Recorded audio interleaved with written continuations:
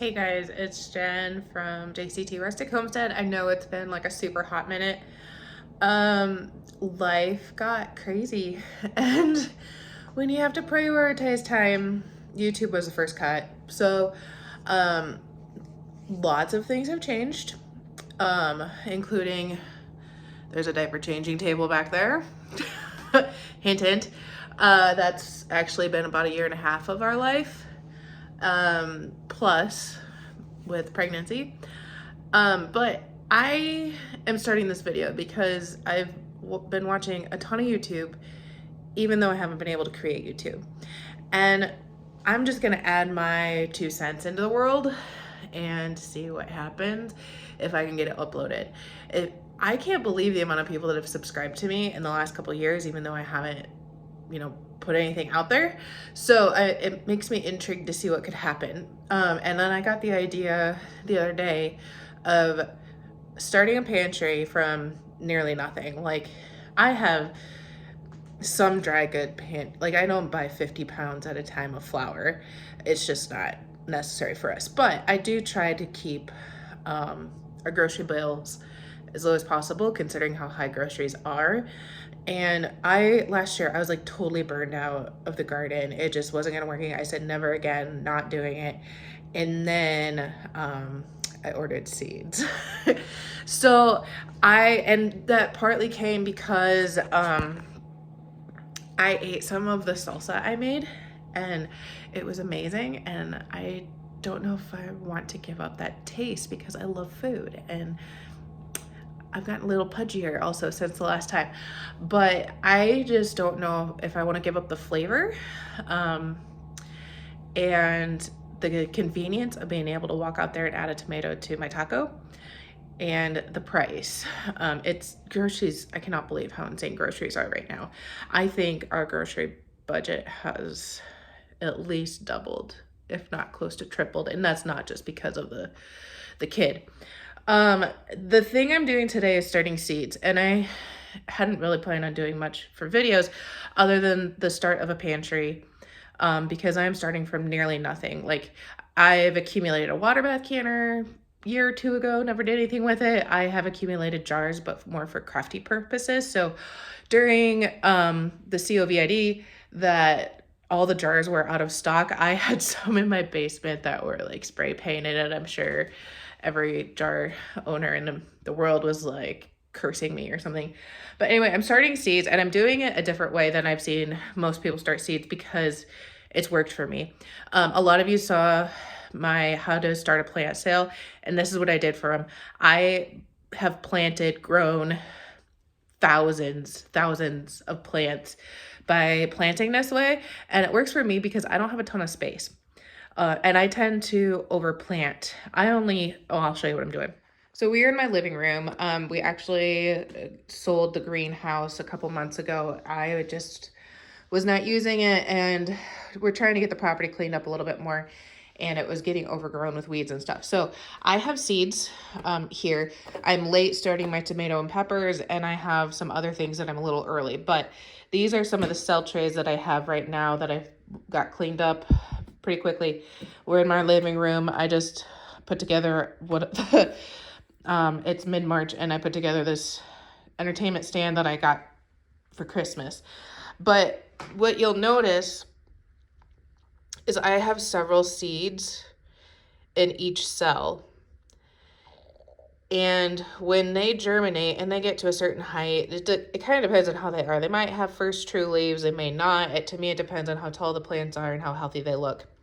I will take that cell, divide each plant, and pop it in another potting container, either a solo cup or another plant container that I've accumulated over the years. And these are the tomatoes we started, and they do just fine. Actually, the main problem I have is my pepper plants year after year. I think it's a humidity issue where the seed capsule, so that's the seed, they haven't germinated yet, but it shoots down a root, and then it comes up with its stem, and the seed capsule ends up staying on the top of the plant, and it actually chokes out the top of my pepper plants, and I lose a lot of pepper plants that way. But like I said, this works for me. I've already started my tomatoes. I used a little toothpick to push them down in the soil, spread it around a little bit, and then I used my fingers and kind of tapped it down to get good soil contact. I also use compost. I started using compost my first year in 2020. It works super well for me. And everybody keeps saying, start with seed mix, start with seed mix. And I didn't. I got a deal on the compost, and that's what I used, and my seeds did well. And then it turns out a couple years later, I start hearing things of starting compost because once a seed germinates, it needs nutrients. Nutrients that are not found in seed starting material, but it is found in compost. So like, I don't know if I was just cheap at the time, if it was a thing prior to that. It probably was. It's just everybody says start your seeds in seed starting medium because it's light and airy and they can get out of it. But I am terrible at fertilizing. I'm actually quite a terrible gardener. But the compost works for me. I did get from a different place this year because the place that I got the deal was a couple hours away near a friend. And I couldn't make the trip right now, and I got the bug up me to start my garden. And so I found some manure compost at our local Ace.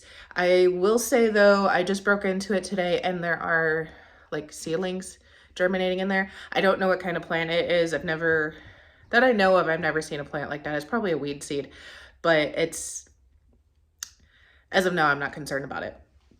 We'll see if it like breaks through the bag and starts causing a problem with my seedlings. But right now I'm in a small enough space, I can just pluck those out. So I am starting seeds, tomatoes and peppers for sure. It depends on how much time and energy I have today. Because like I said, life has been crazy. But if you want, I will cut back to the plants and I will kind of show you how I just like push the seeds in with a Q-tip and like a toothpick, not a Q-tip, and go from there. And then I will show you some of our seeds this year, and I can say why we did them. I don't know if that's anything you're interested in, but I have my preference for seeds and types of seeds and why I want those and why I'm planting these. And that's another thing that I have loved watching seed hauls and stuff and full pantry tours and stuff like that. But there's so many of those things that we don't eat. Like one shelf we eat, just pasta sauce. Salsa, we eat some. I'll use it more so in a casserole than I will for chips and dip. We use some jam, but it's not like an everyday thing. So building our pantry it's more like a freezer pantry, but I'm trying to push my boundaries a little bit and do more things if possible, if time and energy and life allow. So we'll flip back. Okay, so all the tomatoes I have already put in. These two cells are blank right now that don't have popsicle sticks. And I've already pushed down those ones. And I put 5-ish in each cell. I have a tendency to overplant, but I also have low expectations. So if I plant 5 in each cell, maybe 3 will live, especially my peppers, since I have such a terrible history with them.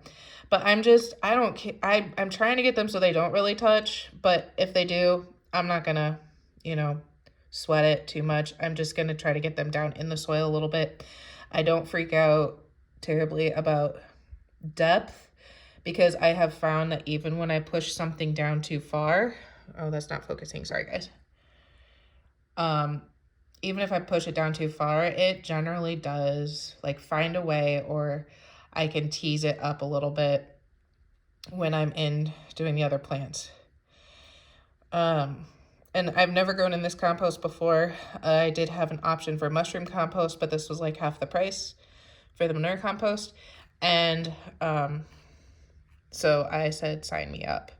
I will do manure compost. I am not scared of it. There are theories out there that it is contaminated, and I have seen contamination.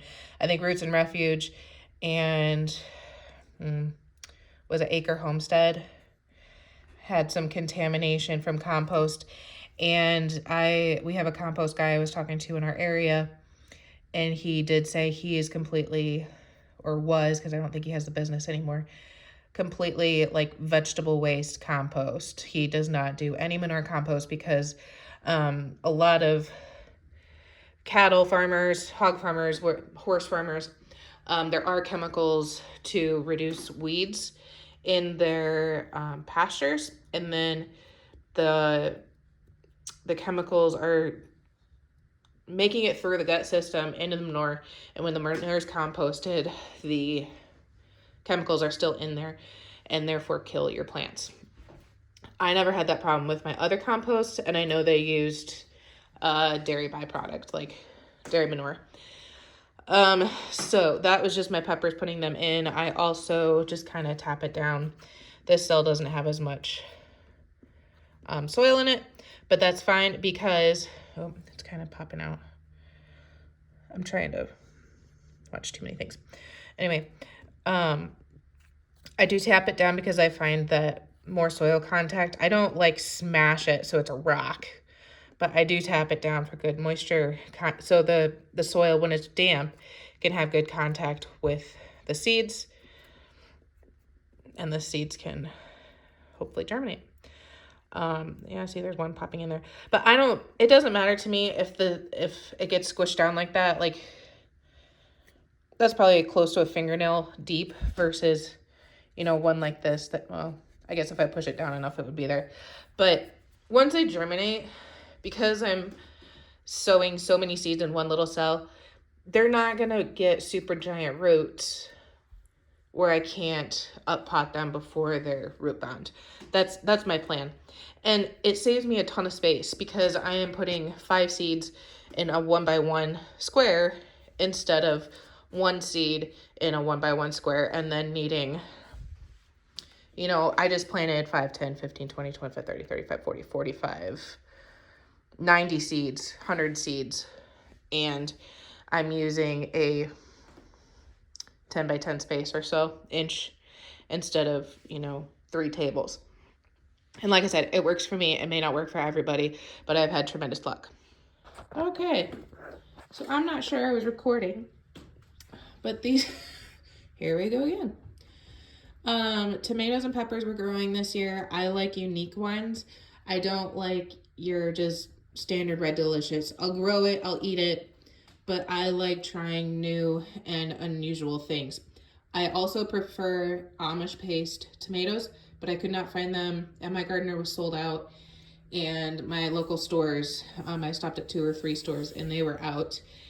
So this is what I have for tomatoes. I do purchase a lot of seeds from my gardener. I also purchase them from a couple other places depending on what I'm looking for and what I'm planning to do with them. But I only am planting 1 cherry because I am already infested with black cherry tomatoes in our garden that I can't get rid of because the vine went down and we didn't get all the tomatoes, so they grow up every year. Gold medal tomato, I'm pretty sure it's just a slicer, but again, it's a unique tomato. It's like a yellowy orange red starburst. Jersey Devil and Sheboygan tomatoes, I'll put those together. They are a paste tomato, so I'm going to try these for the first time. I do not like San Marzano. I've had them a couple years, don't like them. I can't even tell you why. I just don't like San Marzanos. So I like my Amish paste, and we'll see how these do. The descriptions both look promising. And then we have Black Prince. So I did Black Prince, I think in 2020, and I really liked it. And then I did it in 2021, I think it was, and I didn't. I don't know if it was the year, the growing season, or what it was, but it wasn't as tasty to me. However, it does have a decent amount of flesh to gel. It does talk about drying them out and using it for tomato paste. So I'm going to try them again, see if it was just a fluke or if my taste buds were off. But I did enjoy that one quite a lot when I did grow it. For peppers, I don't like green peppers at all. I will chop some and use them in chili, but for the most part, I just prefer not to have green peppers. I prefer to have peppers that turn colors And if I have green ones because they're not ripening enough, so be it. But this is Santa Fe Grande that I saved in 2020. It may be cross-pollinated because I don't know if it's an heirloom for sure. So I wrote that note to myself. When I regrew it the next time, it seemed to plant true. And I used some of these peppers. They're prolific buggers.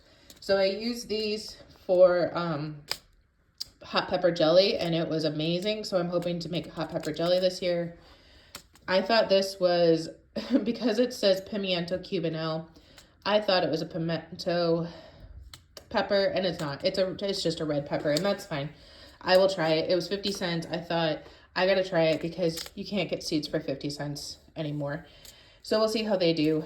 And again, I like colored peppers. I like the flavor much better. I like the visual presentation for like fajitas or just chopping it in things. Fresh salads. I like them fresh and cooked. I can freeze them. They've always freezed well for me. And that's why I have those peppers. So these are the tomatoes and peppers I'm hoping to grow this year, assuming, you know, they germinate. If they don't, I have an amazing nursery down the road from us that I can purchase from. So like I said about the pantry, we don't eat a lot of what I've seen in pantry tours. So I'm struggling with like, what can we preserve that works for us? The main thing is pasta sauce. We eat pasta in some form every week.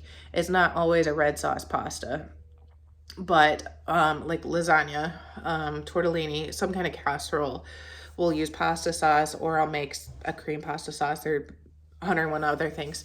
So that's what tomatoes, pasta sauce, salsa. That's probably mostly it for tomatoes. Some fresh eating. Colton doesn't like fresh tomatoes, so that's just me. I love them with mayonnaise, salt, and pepper, and that's it. Like, I'll eat an entire plate. The peppers, once again, are for like fajitas. I found a recipe for fajita casserole I want to make this week or next week, depending on our lives. And for like chilies, we don't pickle. Like, we don't eat pickles. We like some pickles, but we don't eat them. So there's no reason for me to make pickles. Otherwise, I just freeze them for fajitas. Pretty much that's it. Or like if a recipe calls for a diced pepper, I can pull some out, finish dicing them up.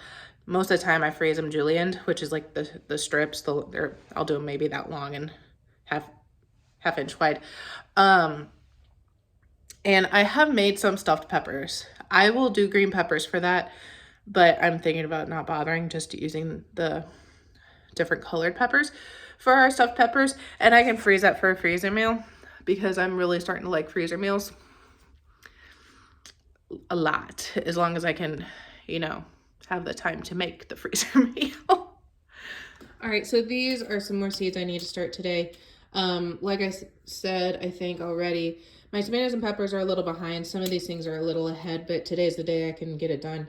So this is what I'm doing. It works out. I've found that even if I'm off, plants know when to produce.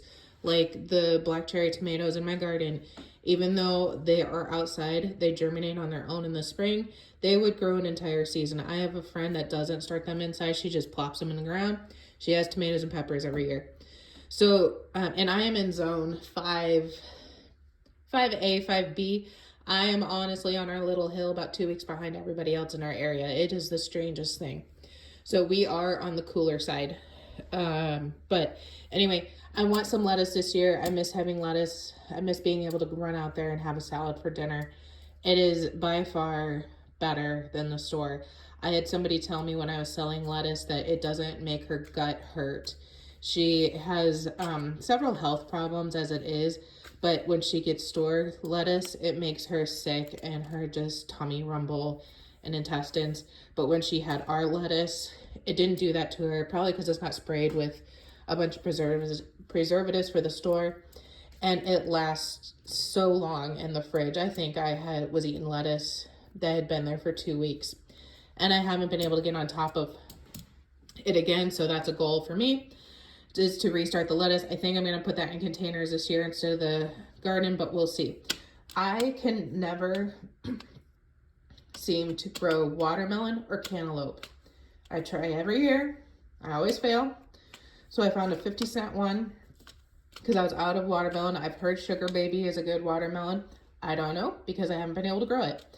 And this was just the cantaloupe available at My Gardener. No idea if that's going to be a good choice for us.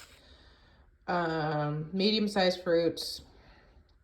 Successful in any climate, that's ours. Thrives in warm and humid areas. Well, we're pretty warm and humid, but we'll see. I like dill for certain dishes.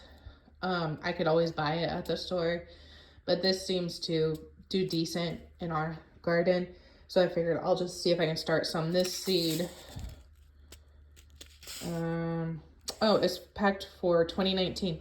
So people who have had seed for years and years and years and think it's gone will, M.I. Gardener, Luke at M.I. Gardener, he started like an 80-some-year-old tomato seed and was successful. So this might not have the best germination rate, being 5 years old, but we'll just overseed, you know, my multi-sown over there.